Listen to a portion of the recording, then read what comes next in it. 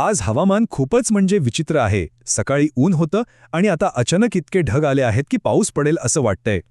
नमस्कार. आपल्या आसपास कितीतरी गोष्टी आहेत. टीव्हीचा रिमोट, मुलांची खेळणी, अगदी भिंतीवरचं घड्याळ. या सगळ्यांना पॉवर कुठून मिळते? बरोबर, एका छोट्याशा बॅटरीमधून. पण कधी विचार केलाय की ही एवढीशी वस्तू आपल्या आत इतकी एनर्जी, इतकी शक्ती साठवून कशी ठेवते? चला मग आज आपण या छोट्याशा पॉवर हाऊसच्या आत डोकावून बघूया. एक साधी बॅटरी, ती नक्की काम कशी करते? अहो, या एका प्रश्नाच्या उत्तरात केमिस्ट्री आणि फिजिक्सची एक अख्खी दुनिया दडलेली आहे. या सगळ्याची सुरुवात होते जवळपास 200 वर्षांपूर्वी. अलेसँड्रो व्होल्टा नावाच्या शास्त्रज्ञाने एक साधा शोध लावला, ज्याचं नाव होतं व्होल्टाईक सेल. यात काय होतं तर दोन वेगवेगळे धातू, ज्यांना आपण इलेक्ट्रोड्स म्हणतो, ते एका केमिकल लिक्विडमध्ये इलेक्ट्रोलाइटमध्ये बुडवलेले असतात. आणि बस या साध्या सेटअपमधून वीज तयार होते. आणि गंमत काय आहे माहितीये? आज आपण जी कोणतीही बॅटरी वापरतो ना, त्या सगळ्याचा मूळ पाया हाच साधा व्होल्टाईक सेल आहे. कमाल आहे ना?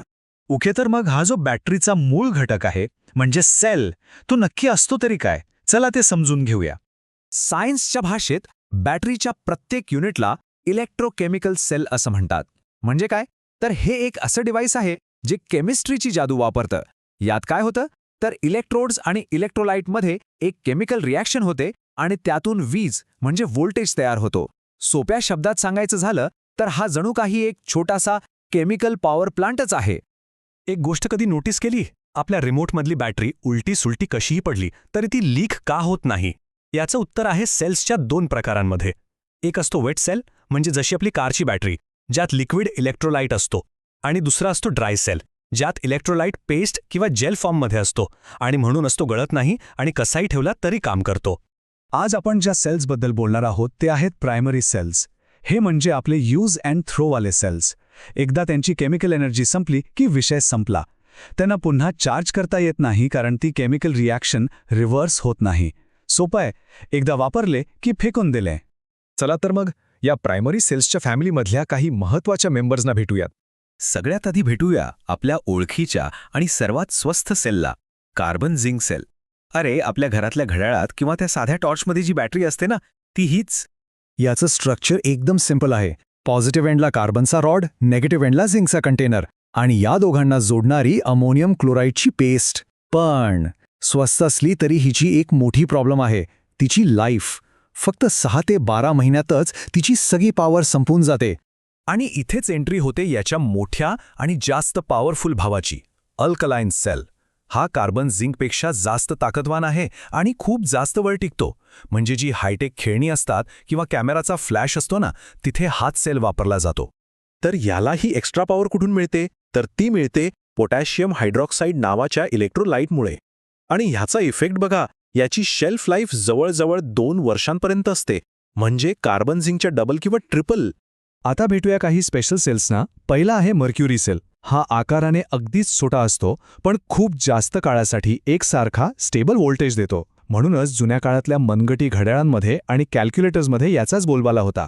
आणि हे आहेत आजचे high performance players, silver oxide आणि लिथियम सेल. जिथे खूप जास्त वेळ चालणारी आणि एकदम भरोसेमंद एनर्जीची गरज असते ना, तिथे हे दोघे आपली कमाल दाखवतात. सिल्वर ऑक्साईड सेल वजनाने हलका असतो पण एनर्जी भरपूर देतो, म्हणून तो हेअरिंग एड्ससाठी बेस्ट मानला जातो. पण जास्त लाईफचा खरा किंग आहे लिथियम सेल. याची शेल्फ लाईफ तब्बल 10 वर्षांपर्यंत असू शकते. विचार करा जरा, आज लावलेली बॅटरी पुढच्या 10 वर्षांपर्यंत चालू शकते. आणि नुसतं तेवढंच नाही, तर ती कडाक्याच्या थंडीत किंवा गरमीतही व्यवस्थित काम करते. पण एक मिनिट, मग या बॅटरीज कायमस्वरूपी का टिकत नाहीत?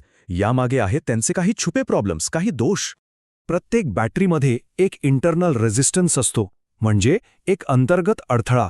हे असंच समजा की एक प्रकारचं आतलं फ्रिक्शन आहे, जे विजेच्या फ्लोला सेलच्या आतच अडवतं.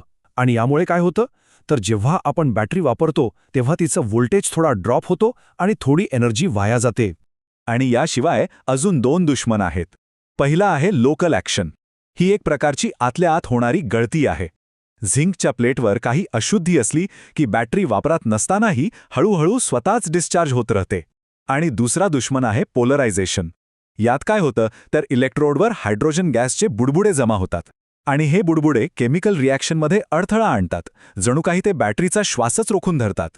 ठीक आहे, आत्तापर्यंत आपण वेगवेगळ्या बॅटरीज आणि त्यांच्यातले दोष समजून घेतले. आता वेळ आली आहे या सगळ्यांना एकाच स्टेजवर आणून त्यांची समोरासमोर तुलना करण्याची. तर मग हे सगळे सेल्स एकमेकांच्या समोर कसे टिकतात? आणि सगळ्यात महत्त्वाचा प्रश्न, आपल्या कामासाठी नक्की कोणता सेल बेस्ट आहे? चला या टेबलकडे जरा नीट बघूया. सगळ्यांचं व्होल्टेज साधारणपणे 1.25 ते 1.5 व्होल्टच्या आसपासच आहे. पण खरी स्पर्धा आहे एनर्जी आउटपुट आणि शेल्फ लाईफमध्ये. इथे बघा, कार्बन झिंक जिथे फक्त 6 ते 12 महिने टिकते, तिथे मर्क्युरी आणि सिल्वर ऑक्साईड आरामात 30 ते 36 महिने काढतात. आणि हाच फरक सगळ्यात मोठा आहे. 30 ते 36 महिने म्हणजे जवळजवळ 3 वर्ष. याचा अर्थ काही डिव्हाइसेसमध्ये एकदा बॅटरी टाकली की 3 वर्ष बघायची गरज नाही. कार्बन झिंकच्या तुलनेत हा खूपच मोठा फरक आहे, नाही का? तर मग ह्या सगळ्याचा निष्कर्ष काय? सोप्पा आहे. कोणतीही एक बॅटरी सगळ्याच कामांसाठी बेस्ट नसते. कमी खर्चात थोड्या वेळासाठी वापरायचं असेल तर कार्बन झिंक ठीक आहे. अल्कलाईन बॅटरी किंमत आणि परफॉर्मन्सचा एक चांगला बॅलन्स देते. आणि मनगटी घड्याळांसारख्या कमी पॉवर वापरणाऱ्या पण जास्त काळ चालणाऱ्या वस्तूंसाठी मर्क्युरी किंवा सिल्वर ऑक्साईड परफेक्ट आहेत. म्हणजे सगळा खेळ गरजेचा आहे. आपली गरज काय आहे यावर सगळं अवलंबून आहे.